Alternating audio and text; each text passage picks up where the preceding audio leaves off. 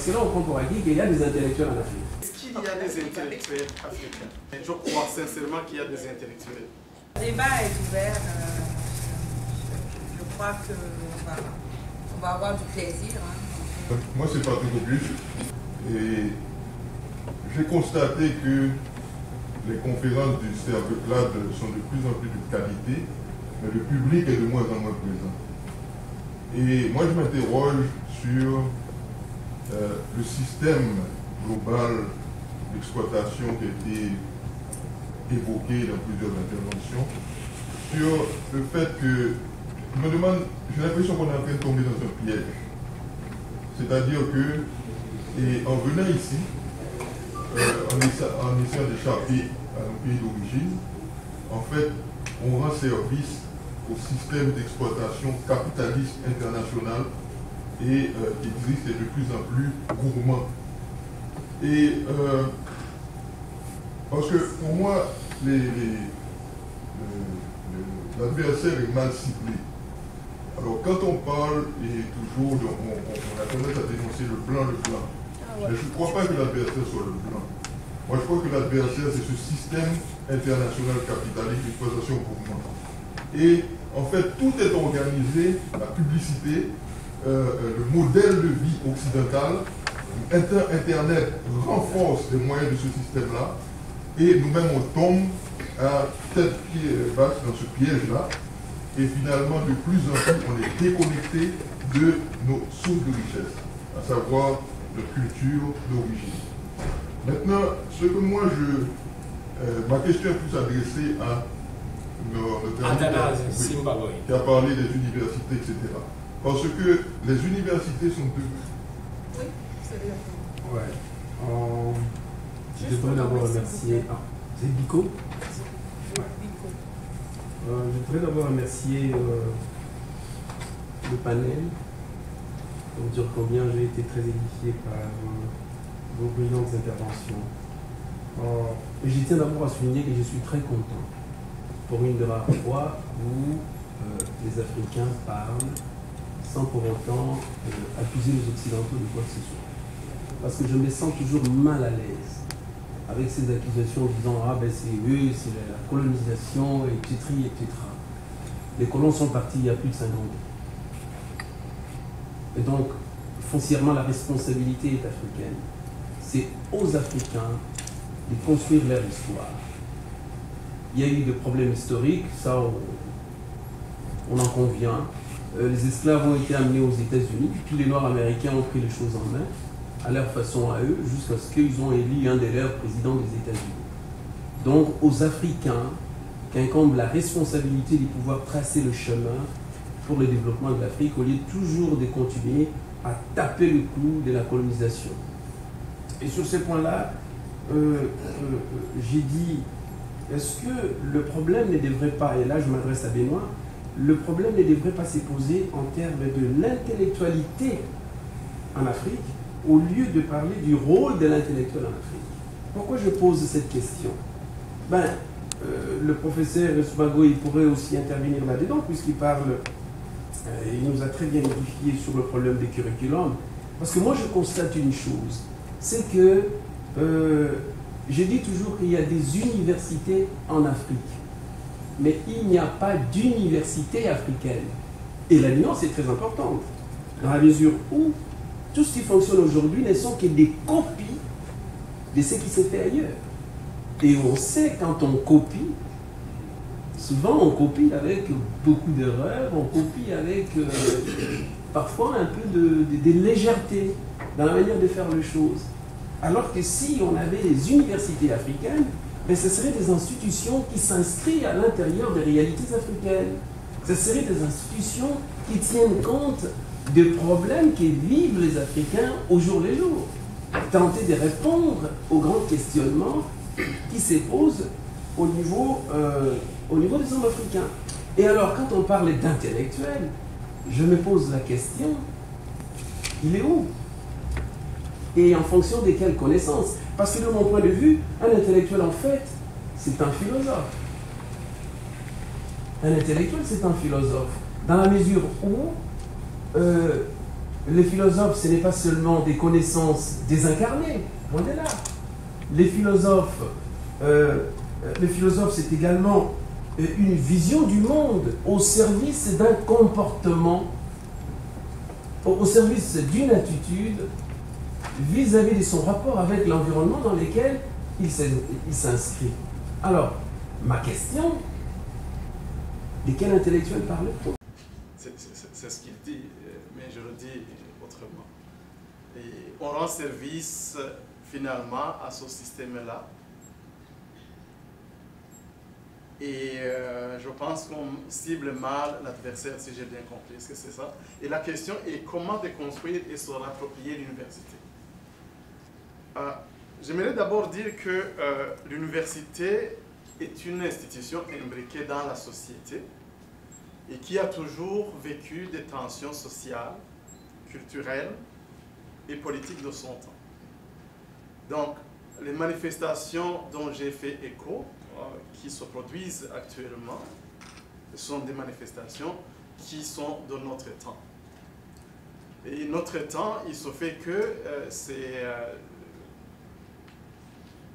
un moment où convergent des gens en provenance de plusieurs lieux, mais c'est probablement, c'est ma propre construction de cette réalité. Et ces gens qui jouent le jeu de l'adversaire, finalement, sont le produit de ce système. Alors, quand on fait partie d'un système, on est très englué dedans. C'est très difficile de se sortir et d'avoir la force de se projeter à l'extérieur du cercle et d'être en amont pour voir le cercle de loin, ce qu'on appelle objectiver. Objectiver le système dans lequel on est tombé, ce n'est pas très facile. D'abord, quand vous parlez des gens qui sont tombés dans ce système-là, à mon humble avis, en fait, ce n'est pas l'homme, ce n'est pas l'individu.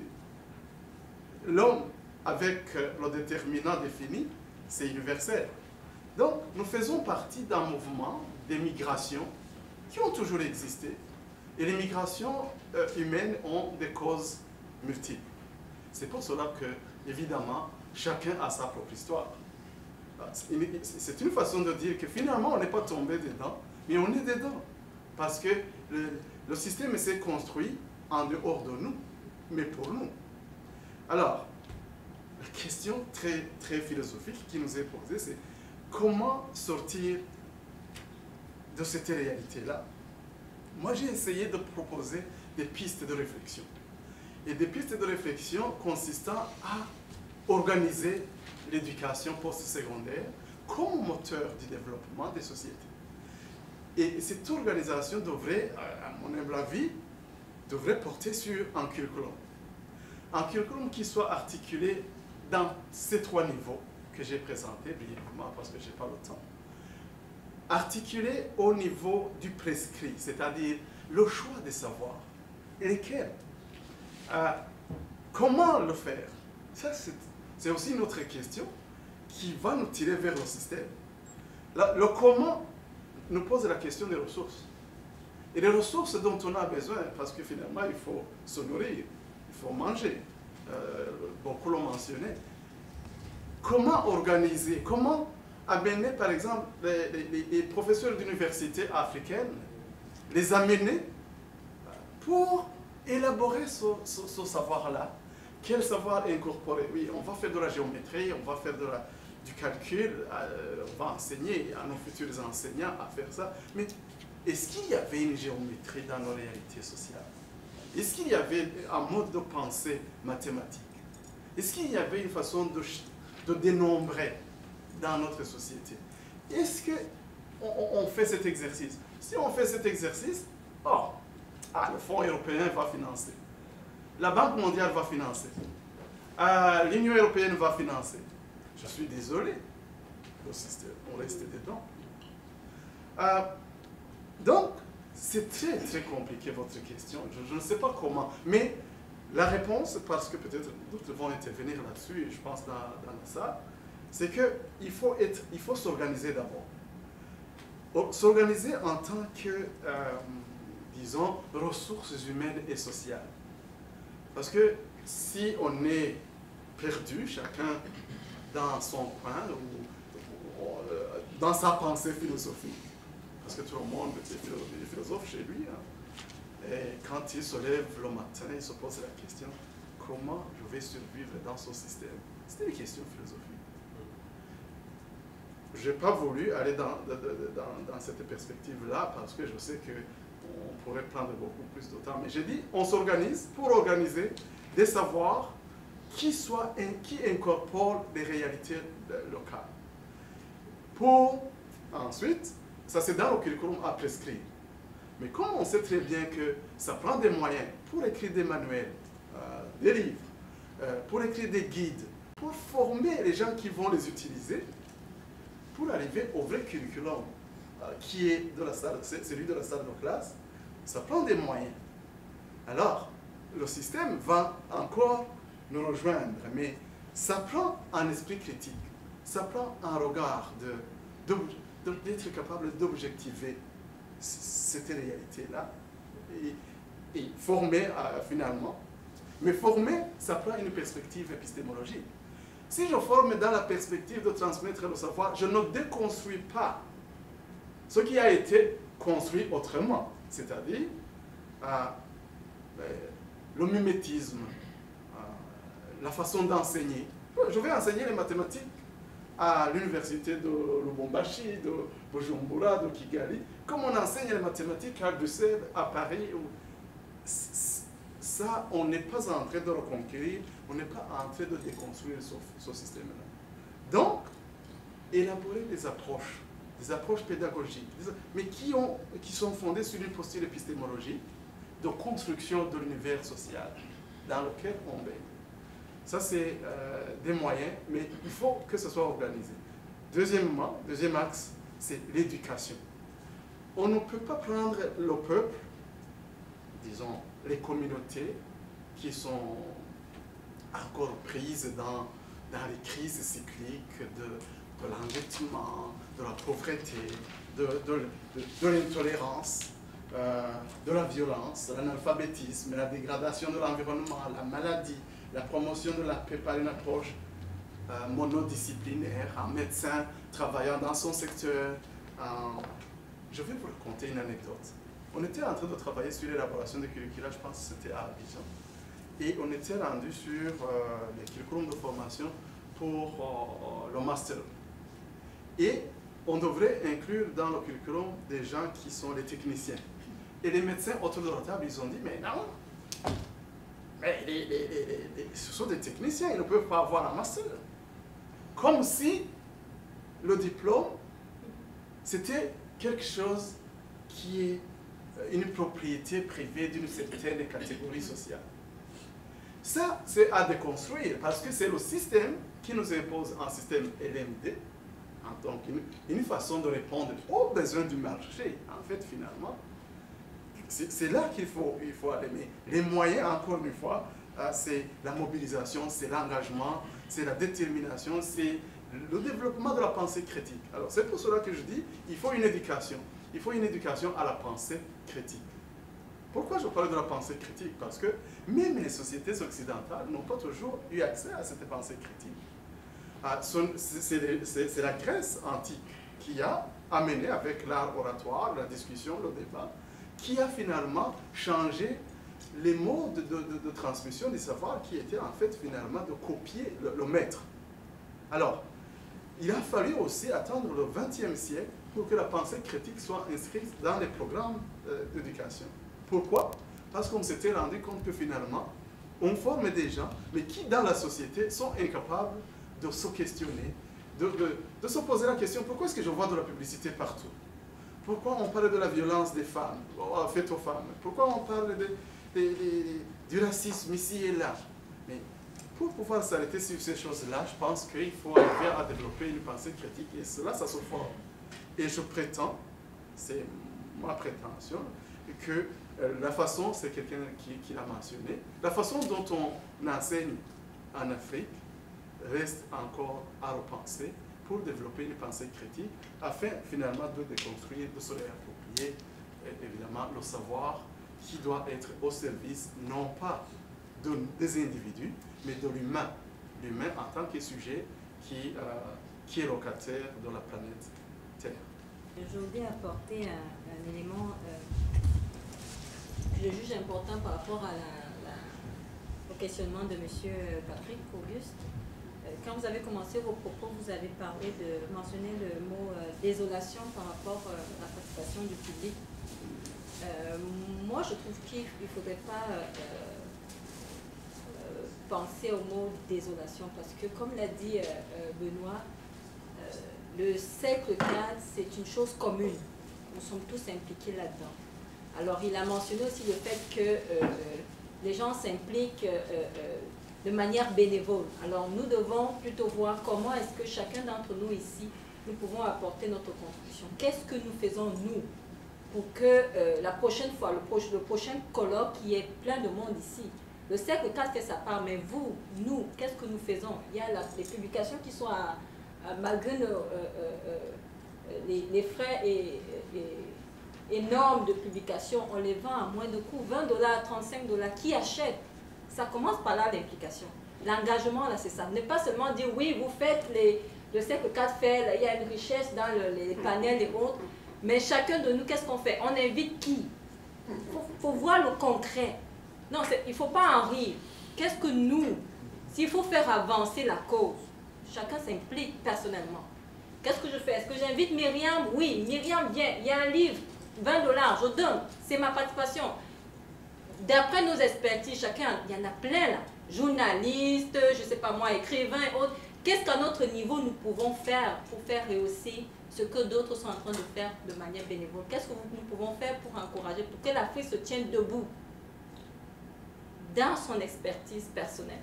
Regardons-nous et voyons comment nous pouvons avancer. C'est juste ce que je voulais ajouter par rapport à ça. Merci beaucoup Nelly. Judith m'a donné la parole avant de se déplacer. Alors je me focalise sur la question de mon frère Biko. Merci beaucoup Biko, et non seulement aussi pour ta propre participation. Et Nelly, tu as tout à fait raison, je n'y reviens plus. C'est comme ça que ce centre peut continuer. Juste par quel sacrifice je peux prendre et par amour. Parce que l'Afrique c'est aussi ici. Certains d'entre nous vivront ici, mourront ici, c'est clair. Alors, quelle Afrique nous voulons construire ici? Et ça passera par le sacrifice, tu l'as dit. Et puis par amour, gratuitement, sans intérêt. Alors, mon frère Bigo, c'est une question redoutable et tout à fait décisive. En fait, les intellectuels en Afrique, ou l'intellectualité en Afrique. Et je crois que mon immersion de 3 mois, jour pour jour, quotidien, c'est décisif. Hein? Là aussi, on fait ses propres deuils. Hein? Certaines illusions tombent, mais aussi comme individu, parce que il faut bien continuer sa vie, en sachant qu'on n'a pas pour 1000 ans, mais qu'est-ce qu'on fait? Alors, il y a quand même des choses, Biko. Hein? L'homme, c'est une question. Hein? Mais ça, c'est énorme. Hein? Ça, c'est Saint-Augustin, déjà, qui parle dans les confessions devant Dieu. Il dit, je suis une question pour moi-même, en priant. Hein? Tu m'as fait comme une question, une grande question. Mi-question. Donc, et c'est là. L'Afrique doit se poser la question de sa propre question. Hein? Donc, un philosophe là, Martin Heidegger, il dit, voilà, dans la question, il y a le questionnant et puis le questionné. Et dans le cas d'Afrique, il y a à la fois l'Afrique se questionne, mais il questionne sur elle-même. Et dans ça, ce que tu as dit, je suis d'accord, mais quand même, dans la post-coloniale, à la mondialisation, c'est les Africains qui sont responsables de la gestion post-coloniale. Et jamais, loin de moi, question de dire que ce qui se passe là-bas. Et même, j'ai réuni les autorités. Tu connais chez nous. Il faut le faire parce que là, tu as pris, il y a des alliances, des beaux-frères, des cousins. Je dis, c'est vous. Vous êtes l'élite ici. On ne va pas demander à vous et au peuple la même chose. Hein? Et cette intellectualité, mon frère, hein? Aujourd'hui, je vais finir par là. Il y a beaucoup de médias, hein? Spéculaires, les images. C'est les médias que le système a mis aussi pour. Tu peux passer 3 heures, hein, ou même 8 heures devant la télévision. Hein? Je n'ai pas tout lu mon texte. Il y a un ouvrage, je vous recommande un monsieur qui s'appelle Michel Demurger, qui s'appelle TV Lobotomie. TV Lobotomie. La vérité scientifique sur les effets de la télévision. Max Milo, Paris 2011. TV Lobotomie. Vous voyez, lobotomiser, c'est comme le rendre zombie. Vous voyez, quand on lit cet ouvrage, vraiment, ça remue. C'est-à-dire, exemple, c'est un média donc, qui tue les gens, c'est-à-dire surtout les bébés là, surtout à l'âge de 1 à 3 ans, ils sont exposés. L'exposition matérielle de la télévision, c'est grave, c'est comme si des neurones, comme des connexions hein, sont vraiment atteintes par la télévision. C'est le média le plus dangereux. Vous allez me dire, tout dépend des émissions. Pour revenir à ça, Biko, c'est pour dire quoi? Aujourd'hui, quand tu vas en Afrique au quotidien, tu connais ça, tu connais tout ça. Hein? Même déjà, la question de l'intellectualité n'arrange pas beaucoup de gens. Alors, je vais répondre pour mon propre compte. Comme j'essaie d'être théologien, un peu philosophe, un peu sociologue. 1. Nos aînés ont déjà travaillé. On est toujours porté par un fleuve de la tradition. Et on vit sa portion. Comme j'ai écrit dans mon hommage à Mandela, il y a le trait d'union. Né à X, mort à X. C'est ça, c'est qu'il y a notre portée. Les deux extrêmes nous échappent. Alors on vit en posant des choix, en faisant des décisions. 1. Nous devons continuer maintenant à questionner la post-colonie, c'est-à-dire à sortir, c'est ce que vous avez dit ici, de l'extraversion.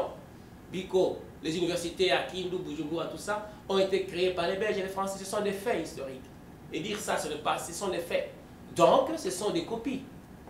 On ne peut pas dire qu'il faut les liquider, non. Mais comme individu, je crois qu'il est possible de sortir du système, vraiment sortir du système, faire un saut hors du système pour repenser la question. C'est-à-dire poser la question de l'Afrique en dehors du cadre épistémologique du système colonial et post-colonial. C'est la même matrice. Hein, enseigner la mathématique à Bruxelles, à Bujumbura, la même chose. Donc, tout ça. Et je crois qu'il y a un déficit et de l'intellectualité. Tu as bien vraiment radicalisé la question en disant ça. Ça, c'est mon deuxième point. C'est-à-dire nous devons émettre, placer, comme j'ai dit dans notre mégatextualité, nos propres textes critiques, où vraiment nous prenons des distances. Aussi bien par rapport au système dans sa phénoménalisation, sa manifestation en Afrique, ou bien ici, où vraiment il y a ses propres rampes de lancement. Et en disant cela, tu as bien dit, ce n'est pas les Occidentaux, c'est un système, c'est une rationalité. Et tous les grands, c'est étonnant. Et ça, je termine par là, nous devons apprendre en Afrique le débat, ça nous a tués. Les 10 dernières années, les pays de l'Afrique de la ou bien tout ça, sont là, mes frères. Hein? Même physiquement, on vit quand on est écrivain. Après 3 mois, pour moi, ma réponse est claire. Si je vais avoir un ACV, je sais là où je dois vivre. Si je dois le retarder, même là, ailleurs aussi va arriver, je sais là où je dois vivre. Hein? Ça, cette tribalité, Biko. Hein? C'est-à-dire, chaque ministre, aussi quand qu'il soit, il a le quota, il doit donner ses 3 professeurs à l'université. Et toi, tu dois être là, intellectuel, tu dois fermer ta gueule. Parce qu'il a les moyens, il a les milices, il a l'empoisonnement. Il peut mettre quelques petites filles derrière toi et tu seras liquidé. Tu comprends? C'est ça aussi l'Afrique, mon frère. Donc, c'est raison de plus de ne pas démissionner et d'oser. Parce que l'acte de penser, c'est un acte de résistance. C'est un acte d'autosubjectivation intellectuelle et publique. Et je crois beaucoup aux petits efforts individuels et qui vont faire une synergie. Hein? Dans nos échanges courriels, tu as dit, c'est ça. Nous, comme diaspora, on a plus à porter. Hein? Par rapport à la constitution de la bibliothèque, au Burundi, autre. Ce n'est pas nécessaire d'être dans l'université du Burundi. Tu ramènes les collègues et puis produire des choses.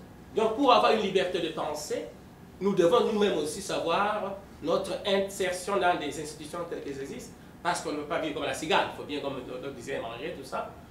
Sinon, bon, on va mourir si on ne mange plus. Mais, la question reste posée. Nous sommes une question pour nous-mêmes. Et c'est là que, je reconnais, je termine par là, ce que j'aime dans la philosophie occidentale. C'est vrai, il faut être fou pour être un philosophe. Là, je le crois. Oui. Parce que, oui, c'est fort. Parce que, exemple, Hegel, il vient, oh, en fait, depuis Platon, ils n'ont rien compris.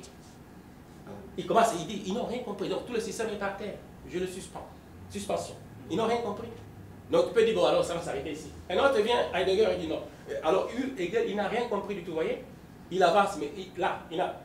Et puis un autre, Michel Henry, et ça porte sur mon lit, un Français, qui est parti, il avait, c'était un Ombrien qui va aller à la Sorbonne. Donc, moi, je vais à Montpellier. Je vais me battre un peu avec Heidegger. À l'Europe, Heidegger, tout ça. Après 30 ans, et il a mis sur le chaos, juste sur le point, qui fait la force d'Heidegger. Il dit que l'homme, c'est une temporalité orientée vers la mort. Donc, il situe encore l'homme dans l'extase, donc l'extériorité. Il dit non, l'homme, ce n'est pas d'abord l'extériorité. Heidegger, tu vois, tu es tombé. Mais après 30 ans de travail. Donc, il dit, Heidegger, c'est fini. Vous avez compris, Tiffany? Mais chez nous, si tu dis ça, écoute. Si tu veux te trouver 5 mètres en dessous de la terre, essaye. C'est ça aussi l'Afrique, on doit dire. Et si les diasporas reproduisent ça, alors on est mort. Est-ce qu'il y a des intellectuels africains? Moi, je pense que, je peux me tromper, mais je crois sincèrement qu'il y a des intellectuels.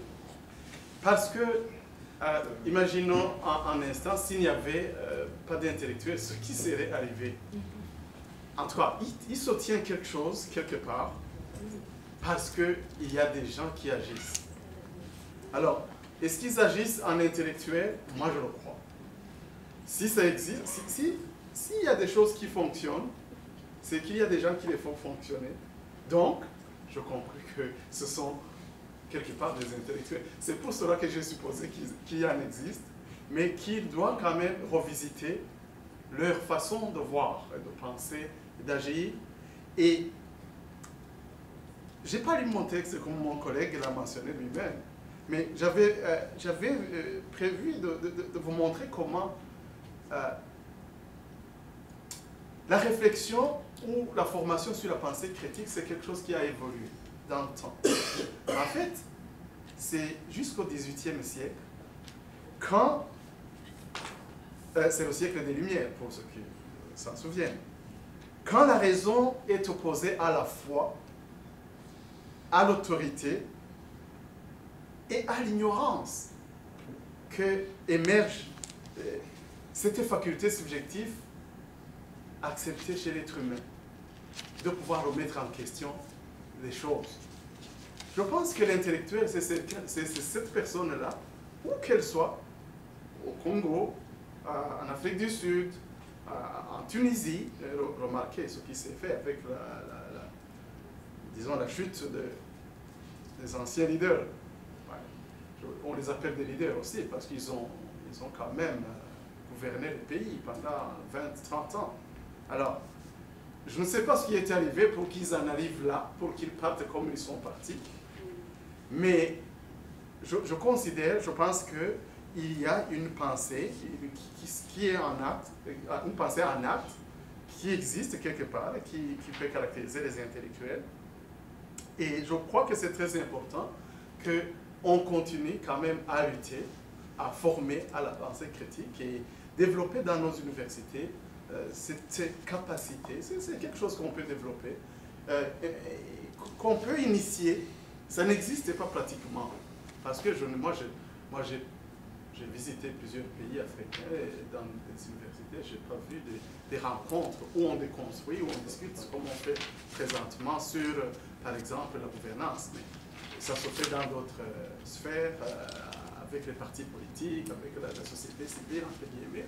Mais je pense que ces gens-là sont nourris par les intellectuels. Alors, je crois que l'intellectuel africain existe, mais est-ce qu'il est bien organisé pour opérer des changements profonds dans sa société? Ça, c'est non.